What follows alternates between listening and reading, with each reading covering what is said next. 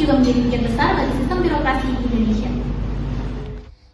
Sebelum pandemi, pelayanan publik masih banyak dilakukan secara tatap muka. Prosesnya panjang dan seringkali kurang efisien. Ketika pandemi terjadi, kondisi ini menjadi masalah serius karena adanya pembatasan sosial yang membatasi interaksi langsung.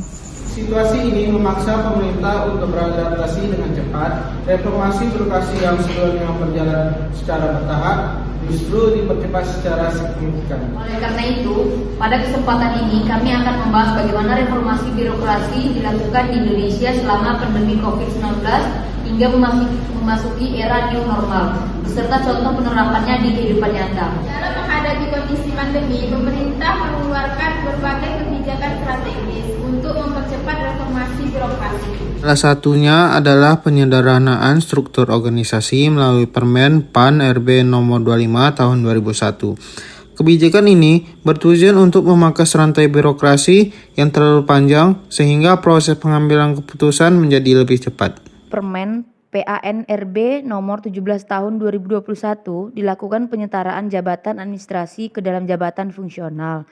Hal ini mengubah pola kerja aparatur sipil negara agar lebih berbasis keahlian dan kinerja. Reformasi ini menunjukkan bahwa pemerintah berusaha menciptakan birokrasi yang lebih lincah, profesional, dan adaptif terhadap perubahan, terutama dalam situasi krisis seperti pandemi. Tidak hanya dari sisi struktur, reformasi birokrasi juga terjadi pada sistem kerja.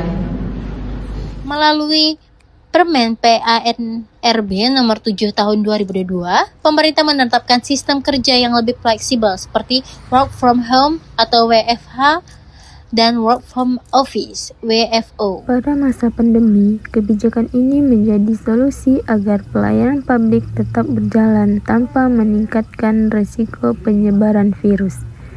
Memasuki era new normal, sistem kerja ini tidak sepenuhnya melainkan dikombinasikan dengan pemanfaatan teknologi digital seperti rapat daring, pelayanan online, dan penggunaan aplikasi dalam mendukung kinerja aparatur.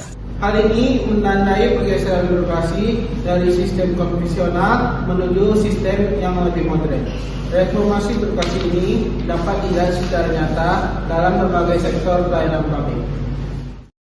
Contohnya adalah pelayanan administrasi kependudukan oleh Dinas Dukcapil yang kini banyak dilakukan secara online.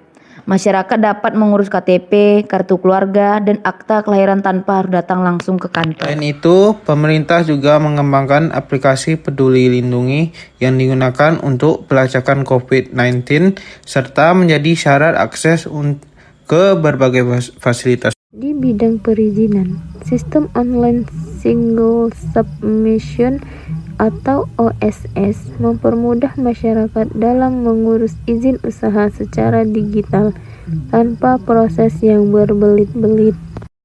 Dari berbagai contoh tersebut, terlihat bahwa pandemi menjadi pemicu percepatan digitalisasi birokrasi. Pelayanan yang sebelumnya lambat berubah menjadi lebih cepat dan praktis.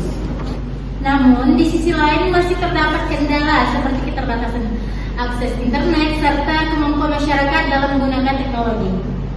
Secara umum, reformasi birokrasi pada masa pandemi memberikan dampak positif terhadap kualitas pelayanan publik. Pelayanan menjadi lebih efisien, waktu lebih singkat, serta mengurangi praktik birokrasi yang berbelit-belit. Namun reformasi ini juga memerlukan dukungan dari segi infrastruktur teknologi dan peningkatan kualitas sumber daya manusia.